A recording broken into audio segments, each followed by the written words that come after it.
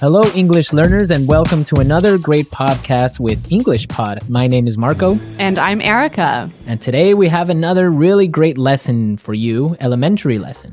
That's right, and it's another lesson about money. We have no money here at English Pod. We are in debt here. In debt. Yes. Okay, in debt. So what does that mean? Why don't you tell us? If I owe you money, I'm in debt. In debt. In fact, I think I am in debt to you.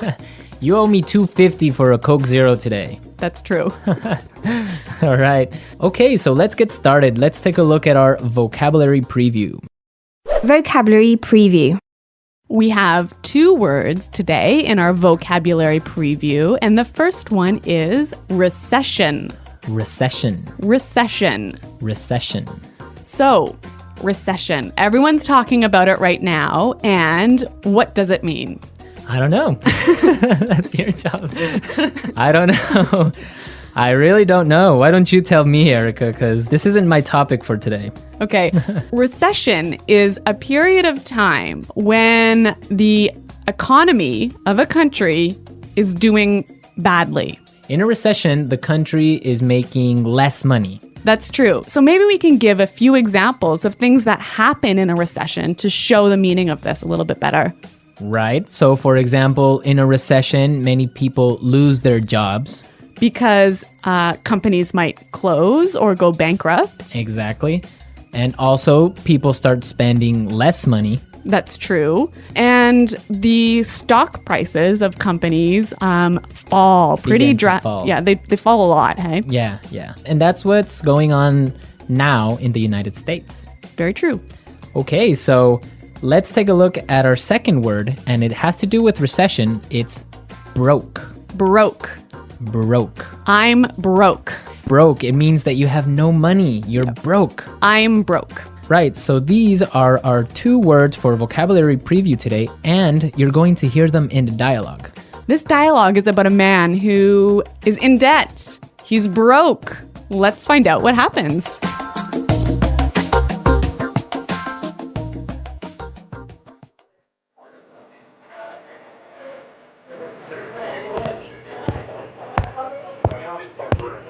Hello, I'm here to see Mr. Corleone. Right this way, sir.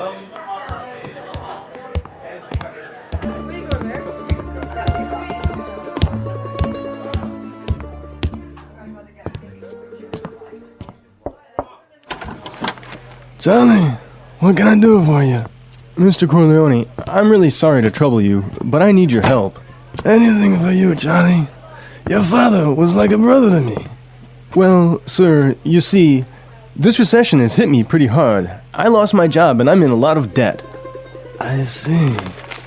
Yeah, you know, I've got credit card bills, car payments, I've got to pay my mortgage, and on top of all that, I have to pay my son's college tuition. So you're asking for a loan? Well, I just thought maybe you could help me out. What? At a time like this? I'm broke too, you know. You're not the only one who's been hit by the recession. I lost half my money in the stock market crash. Go on, get out of here.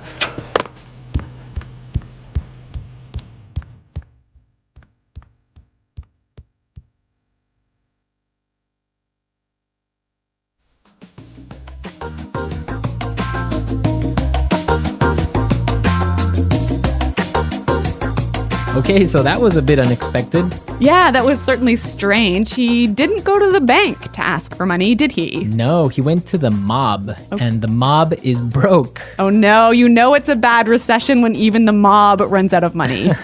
All right, so why don't we start by looking at our language takeaway? Language takeaway. All right, so for today's language takeaway, we have 4 words from the dialogue, which we think are really important. Yes, so why don't we start with the first one? Loan. Loan. Loan. Loan. So Erica, tell us about a loan. What is a loan? Okay, when you borrow money, you get a loan. A loan, yes. Not to be confused with alone, like by myself. No, so this is L-O-A-N. Loan. Right. Okay, great. Let's take a look at our second word, mortgage. Mortgage. Mortgage. Mortgage. Now, this is very common. I'm sure many of you have mortgages. What is a mortgage? A mortgage is a type of a loan. Basically, it's a loan that helps you to buy a house. A house or a property. Yeah. So this is a funny word. I mean, there's this strange mortgage with a T. Yeah, it has a T in it, but you don't pronounce it. You say mortgage. Mortgage. So not mortgage. Not mortgage. Mortgage. Mortgage. Yeah. I had trouble spelling that one for this lesson, so I learned it well now. Okay. Let's move to our third word today. Hit me pretty hard. Hit me pretty hard. Hit me pretty hard. Hit me pretty hard. I think we have some examples that will help us understand this phrase. Example 1. My divorce hit me pretty hard. I'm so depressed. Example 2. This cold has hit me pretty hard. I've been in bed for a week. Example 3. The news of Fluffy's death hit me pretty hard. I've been crying for days. Okay, so that's a lot clearer. Yeah. Great. Why don't we take a look at our last word for language takeaway? Tuition. Tuition. Tuition. Tuition. So this is the money you have to pay to your school so that you can study there. Right. Usually it's in college, right? Or university. Yeah, but sometimes in some countries you have to pay tuition for public school. Okay, great. So it's time to listen to our dialogue again, and it's going to be slower so we can listen to all the words that we just talked about.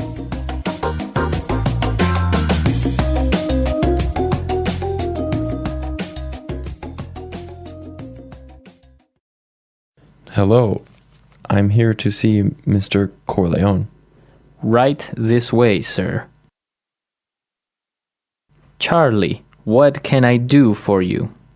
Mr. Corleone, I'm really sorry to trouble you, but I need your help. Anything for you, Charlie.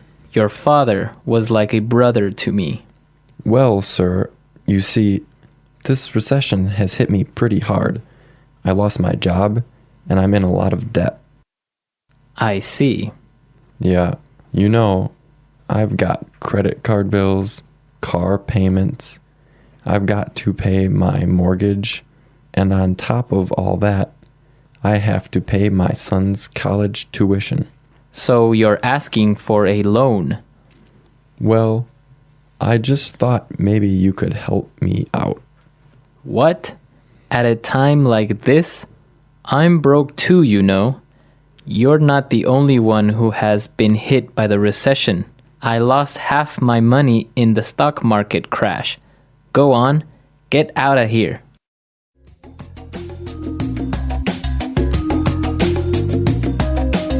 Okay, so I think a lot of the key language we just talked about is a lot more clear now. But you know, I also noticed some really interesting phrases in this dialogue. Yes, I did too. So let's start with Fluency Builder. Fluency Builder. Fluency Builder is a tool that we use to help you sound more native. Right, so you can sound more natural when you're speaking. So we take a really common phrase and we show you some great natural ways of expressing that same idea. Exactly, and today we have 3 of these examples. Let's start with the first one. So this phrase we use when we want to ask somebody, "Can I help you?" What can I do for you? What can I do for you? Yeah, that sounds really, really polite and really natural. Right, so instead of saying, can I help you, or, I don't know, what do you need? We can just say, what can I do for you? Exactly. Great. So let's move to our second phrase. This phrase we use when we need something, when we want to say, I'm sorry to bother you. Or, I'm sorry to interrupt. Okay, let's listen. I'm really sorry to trouble you. I'm really sorry to trouble you. I'm sorry to trouble you. This phrase might be a little bit more difficult to understand how it's used, but we've got some examples. Yes, so let's listen. Example 1. Can I trouble you for a moment? I just need you to sign this form for me. Example 2. I'm sorry to trouble you, but may I go home early today? Example 3. Can I trouble you for a pen? Mine is not working anymore. Okay, so now let's take a look at our last phrase for Fluency Builder. On top of all that. On top of all that. On top of all that. This is a really useful phrase. Marco, how would you use it? Well, for example, today I lost my job, Oh no. my car got stolen, Oh my God. and on top of all that, my girlfriend broke up with me. That was a terrible day. It was. But don't worry, you can use this phrase also in a positive way. That's true. You could say, so today was a really great day. It was my birthday and all my friends came to visit me, and on top of all that, I got 1,000,000 presents. That is a great day. So you can use on top of all that in this way. It's like, and also. And also, yeah. Yeah, so on top of all that. So we are ready to listen to our dialogue a third time. We can hear all the words that we just talked about and all the phrases, and you'll definitely be able to understand a lot better now.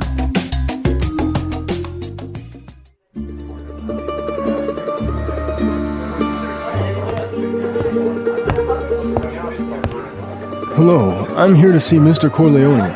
Right this way, sir.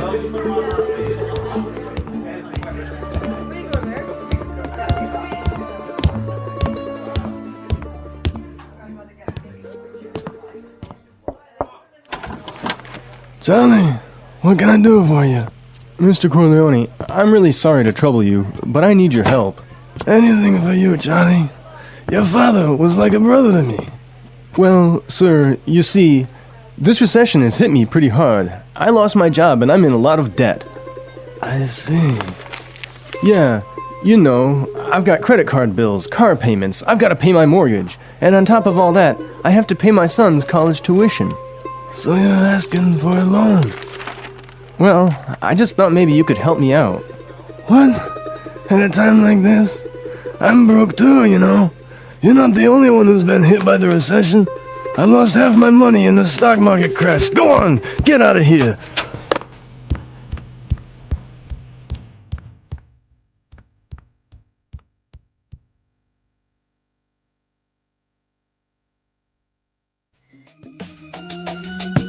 Today's dialogue was all about being in debt, right? Yes. And different people have different attitudes or different viewpoints on being in debt.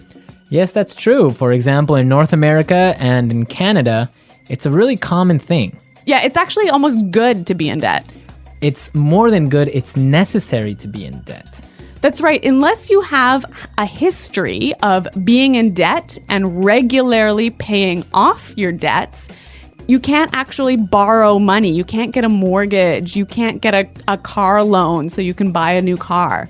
Right, that's called a credit history. So you must have a good credit history in order to be able to, like you say, buy a car or buy a house. Yeah, and you know, the funny thing is, when I was in university, maybe I was 18 years old, the first thing that happened at university was, you know, banks came to our university and started offering you credit cards. So you can get a credit card when you're 18, no problem.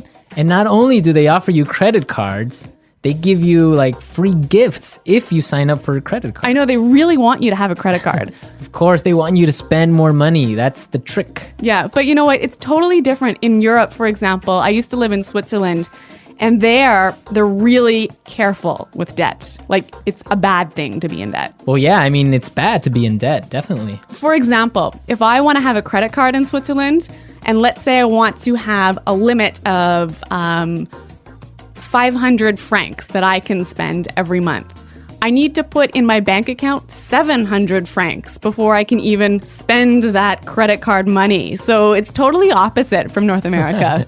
Well, yeah, I mean, in North America, it's crazy the way that people are in debt, and it's showing now with the recession, right? Yeah, that's true. So everyone, be sure to handle your money carefully. Don't be in debt unless you really, really have to. In today's rapidly globalizing world, debt has become a ubiquitous part of economic life. Whether for individuals, businesses, or governments, borrowing drives economic growth while bringing significant risks that can't be ignored. The experiences of European and American countries are particularly revealing here, as attitudes toward debt and how they manage it vary greatly across cultures. These differences not only reflect their distinct economic systems, but also show how people in different countries view lifestyles and financial risks. From a macroeconomic view, debt plays two roles in modern economies. On one hand, it helps people invest and spend. Many young people take on student loans to get an education. Homebuyers use mortgages to achieve homeownership, and businesses rely on loans or bonds to expand operations and innovate. For governments, debt financing provides crucial funding for infrastructure, public services, and social welfare. This is why credit markets in Europe and America are so developed, with financial institutions keeping the economy moving by offering various loan products. But debt also carries hidden risks. When excessive borrowing becomes normal and debt-to-income ratios climb too high, it can cause serious economic and social problems. In the U.S., for example, credit card debt and mortgage issues have long troubled many households, while high-leverage business models sometimes lead to cash flow problems and bankruptcy waves.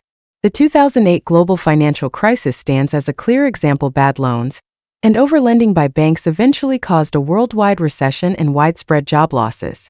It was after this crisis that European and American economies started focusing more on managing debt risks, leading to tougher financial regulations.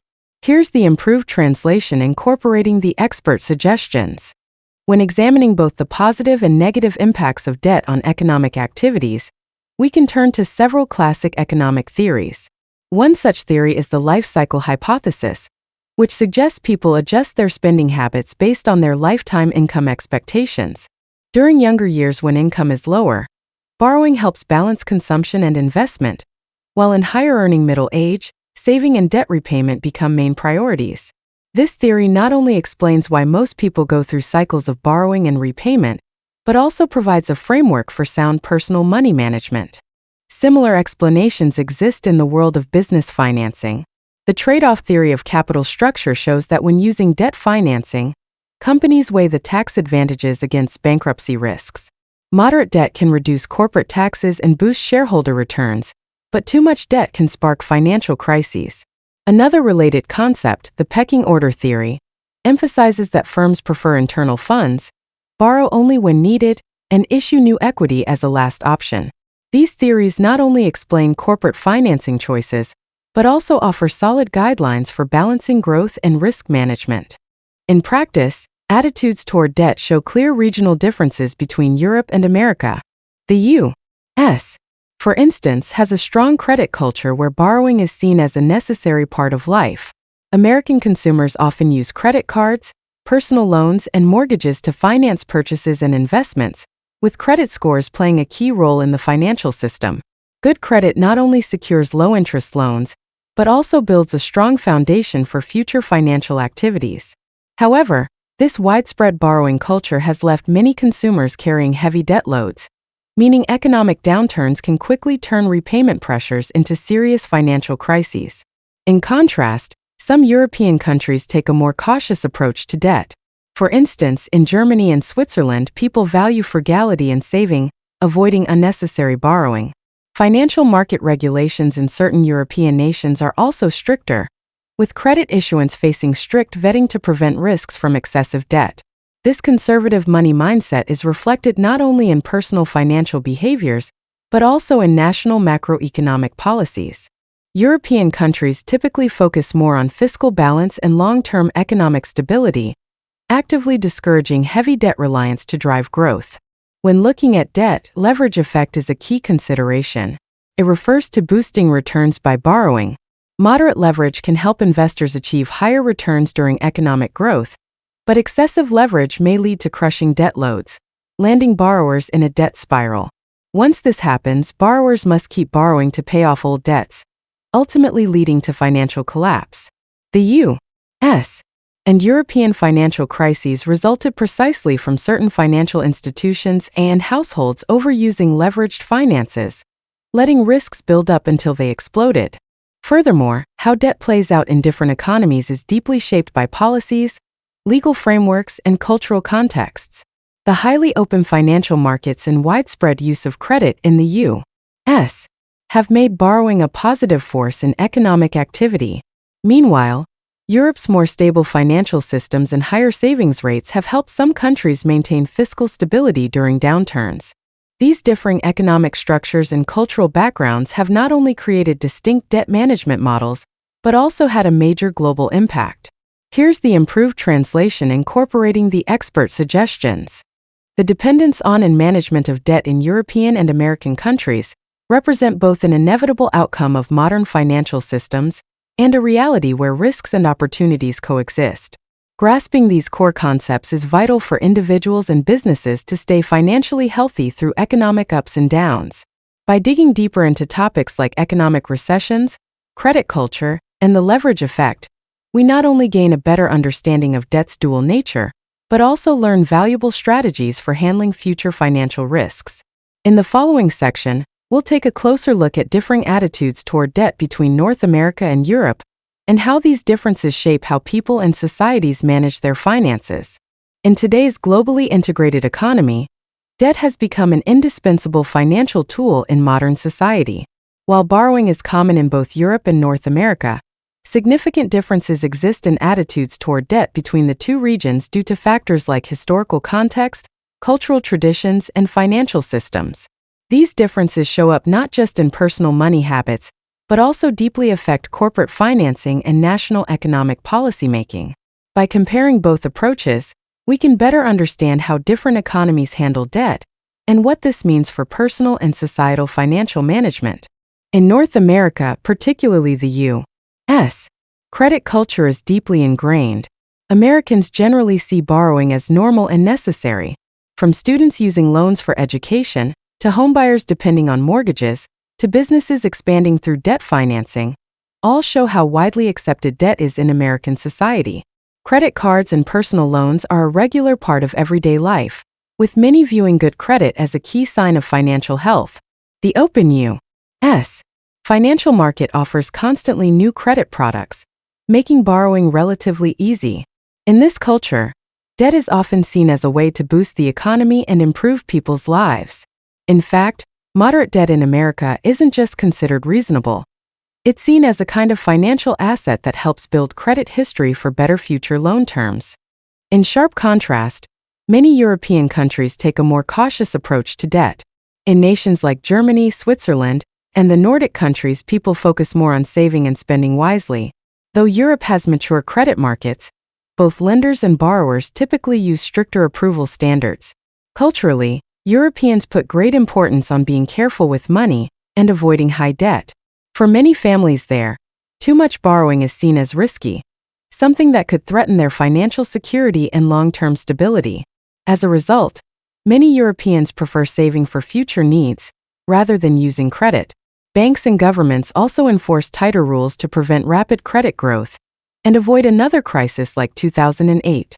Here's the improved translation incorporating the expert suggestions. These differences show up not just in personal spending habits, but also have a big impact on how businesses and governments handle financing. In the United States, companies commonly use debt for expansion, mergers, and investments, with highly leveraged operations being widespread. American firms take advantage of debt's tax benefits when structuring their finances, taking on some risk for potentially bigger rewards.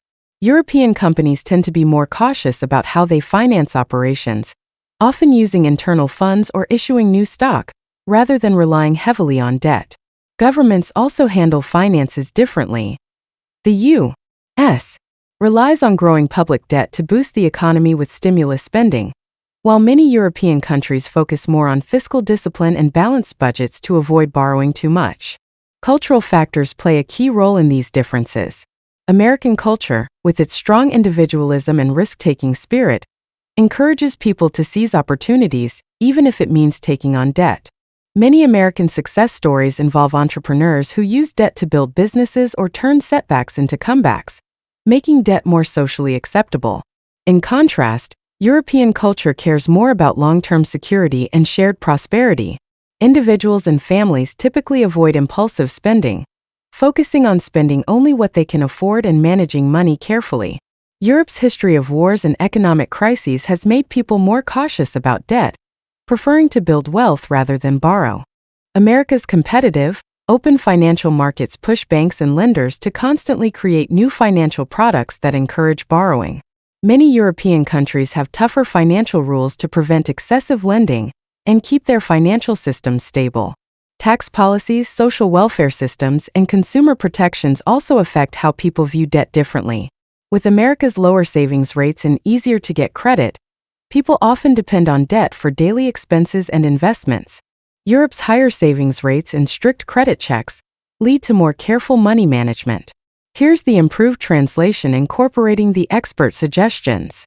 These cross-cultural differences in attitudes toward debt not only have profound impacts on economic and financial spheres, but also significantly influence personal financial behavior and overall societal economic stability. For individuals, understanding their culture's approach to debt can help create more realistic financial plans. In the U.S., using credit wisely can improve quality of life, but it's equally important to watch out for taking on too much debt. In Europe, people need to focus more on saving and budgeting to avoid passing up good investment opportunities due to excessive caution. For businesses and governments, balancing economic growth with keeping debt risks manageable is an ongoing challenge. The debt cultures of the U.S. and Europe each have their strengths and weaknesses. America's openness and innovation create lively financial markets, letting consumers get money fast. But this can also lead to excessive debt and financial risks. Europe's prudence helps sustain long-term economic stability, though it may seem too cautious in economic stimulus and innovation. These differences create the varied world of debt management in today's global economy. Understanding these cultural distinctions not only helps financial professionals develop better risk management plans, but also gives ordinary consumers helpful guides for money management and borrowing. In summary, the clear differences in debt attitudes between North America and Europe reflect their distinct economic structures, cultural traditions, and financial policies. For individuals, a rational approach to debt means using loans to achieve goals while being careful about risks.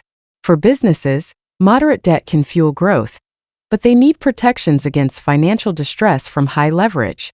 For governments, careful control of public debt and maintaining fiscal balance are key to ensuring long-term economic stability. By looking closely at these differences, we gain a fuller understanding of debt's dual role in the global economy and how to manage money effectively across cultures. Next, we'll focus on financial and debt management in cross-cultural settings, offering tips and advice for different cultural backgrounds. After grasping the differences in debt attitudes between North America and Europe, the next challenge is managing finances effectively across these cultural contexts. Whether in personal finance, business funding, or national economic policies, debt must find the right balance between risk and reward. Cross-cultural debt strategies must blend local customs, economic systems, and financial landscapes to maximize opportunities while reducing potential risks. Personal finance and debt management. Adapting to cultural differences. Personal finance is a fundamental part of modern economies. Understanding cultural differences, be it America's credit culture or Europe's savings culture, is crucial for daily money decisions. Money habits in different cultures involve not just debt attitudes, but also investment choices, saving patterns, and spending behaviors. 1. America's credit culture and debt management. In the U.S., borrowing is a way of life, with credit cards, mortgages, and student loans being part of everyday life. The credit system dictates how people borrow. Good credit helps people get lower rates and more loan options. Smart credit card use and building good credit are key to financial health. For young Americans, smart borrowing boosts credit scores, helping them qualify for future home or car loans. Yet this culture leads to too much debt. Many habitually use credit cards, carrying balances month to month and piling up debt until it spirals out of control. For Americans, debt management isn't just about building wealth. It's a tool for handling money ups and downs. Mortgages and credit cards let Americans spend freely, but missing payments can damage credit or cause financial ruin. That's why keeping a close eye on credit reports and debt-to-income ratios, how much you owe versus what you earn, is essential to maintaining balance. 2. Europe's savings culture and frugal management. Here's the improved translation incorporating the expert suggestions. Unlike America's credit culture, people in many European countries tend to avoid high debt, emphasizing thrift and savings. Take Germany, for example. Germans generally believe excessive debt not only brings financial risks but threatens long-term stability for individuals and families. As a result, Germans focus on steadily building wealth and are usually very cautious about borrowing. Many insist on buying property with savings rather than taking loans. In contrast, American homebuyers typically rely on mortgages to purchase homes, achieving their dream of homeownership even with higher interest rates. Similarly, Switzerland and some Nordic countries have more conservative money habits. In Switzerland, getting loans is tightly controlled, with banks carefully checking borrowers' finances to ensure payments they can handle. Meanwhile, Switzerland's high savings rate and lower spending keep people's debt relatively low, helping maintain national economic stability. For consumers, this careful approach to money means avoiding debt-driven crises, though it might mean fewer chances to invest or spend freely. For European consumers, the key money strategy is keeping debt within what they or their family can afford to pay back, while focusing on savings and risk management. Europeans, unlike Americans, tend to prefer buying existing assets rather than financing through loans.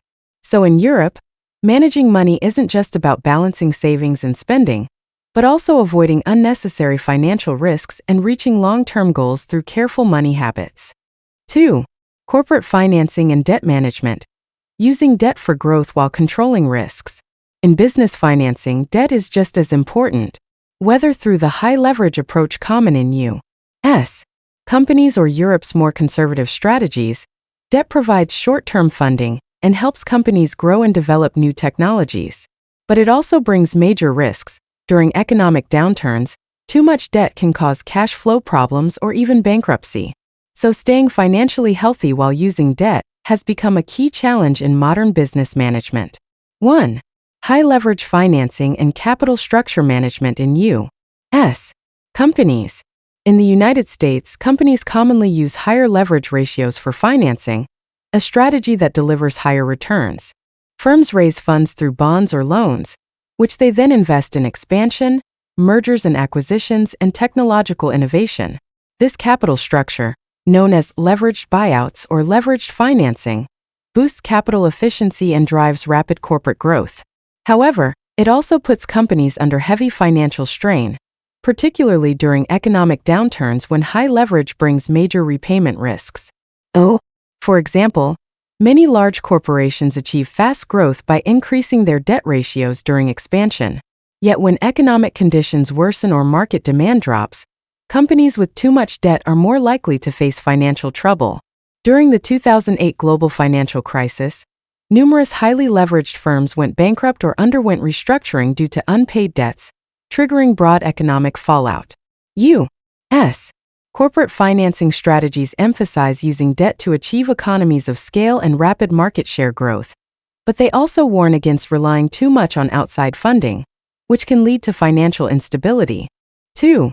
Conservative financing and risk control in European companies. Unlike their U.S. counterparts, many European firms tend to rely more on internal funding. European businesses generally focus on keeping their capital structure stable for long-term sustainability, avoiding excessive debt to fuel short-term growth. This conservative funding approach helps maintain financial resilience during economic downturns, reducing the risks of heavy debt. For instance, many German companies adopt a zero-debt strategy, using shareholder equity and retained profits to finance growth. Even in mergers and acquisitions, German firms typically keep leverage low to cut risk. While this approach makes financial distress less likely, It may also leave companies less competitive in capital markets. By contrast, U.S. companies gain larger market shares through debt financing, but deal with heavier financial burdens. Therefore, European companies focus more on long-term financial health and risk control in their financing strategies, avoiding financial crises caused by taking on too much debt. While this conservative debt management approach may slow expansion in the short term, it leads to steady profit growth in the long run and makes companies more resilient to risks. 3. Government debt management. Balancing fiscal deficits and economic growth. Government debt plays a key role in how a country's economy functions. In today's globalized economy, governments raise funds through tools like government and municipal bonds to support social development, infrastructure, and public services. However, relying too heavily on borrowing can lead to excessive fiscal deficits, potentially triggering financial crises. Thus, how governments balance debt and economic growth while managing public debt responsibly remains a major challenge every country faces. The U.S. government has a long history of using debt to stimulate economic growth and expand public spending, particularly during recessions when it increases borrowing for fiscal stimulus. However, this has put enormous strain on public finances, pushing up the U.S. debt to GDP ratio year after year. In contrast, European countries tend to focus more on fiscal responsibility, with many EU nations setting strict limits on government borrowing to maintain reasonable fiscal deficits and debt ratios. Their more cautious fiscal policies help avoid the problems that come with too much debt. Finding ways to manage debt effectively while balancing fiscal stability and economic growth has become a common problem governments around the world are grappling with. Through tax policy adjustments, controlled public spending, and careful distribution of public funds, governments can promote economic growth while preventing fiscal crises caused by uncontrolled debt. The English Pod Audio Review. Listen to the meaning, then say the vocabulary word. Disturb or bother. Trouble. A period of time when the economy of a country is bad. Recession. Had a strong negative effect on me. Hit me pretty hard. The amount of money you owe to a person, bank, company, etc. Debt. Besides that, in addition to. On top of all that. Not have any money. Broke. Let's try that faster. The amount of money you owe to a person, bank, company, etc. Debt. Besides that, in addition to. On top of all that. Disturb or bother. Trouble. Not have any money. Broke. Disturb or bother. Trouble. Besides that, in addition to. On top of all that. Had a strong negative effect on me. Hit me pretty hard. A period of time when the economy of a country is bad. Recession. Not have any money. Broke. Had a strong negative effect on me. Hit me pretty hard. The amount of money you owe to a person, bank, company, etc. Debt. A period of time when the economy of a country is bad. Recession.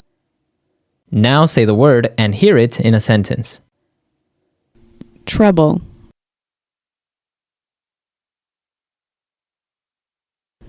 Can I trouble you for a moment? I just need you to sign this for me. Recession. The recession is causing many businesses to close down. Hit me pretty hard.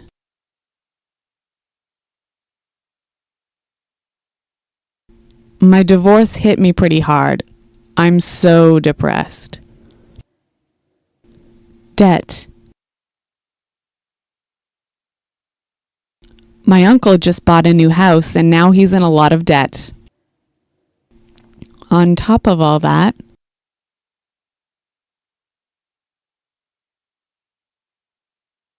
my car was stolen yesterday, and on top of all that, my house burned down. Broke. I spent all my money on a new TV, so now I'm broke. Recession. The recession is causing many businesses to close down. Hit me pretty hard.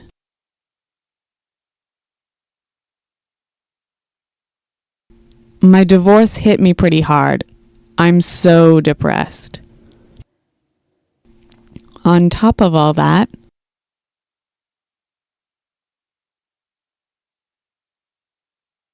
my car was stolen yesterday, and on top of all that, my house burned down.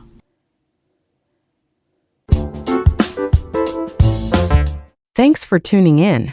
We hope you enjoyed this episode and gained some new insights. Don't forget to subscribe so you won't miss any future episodes. See you next time.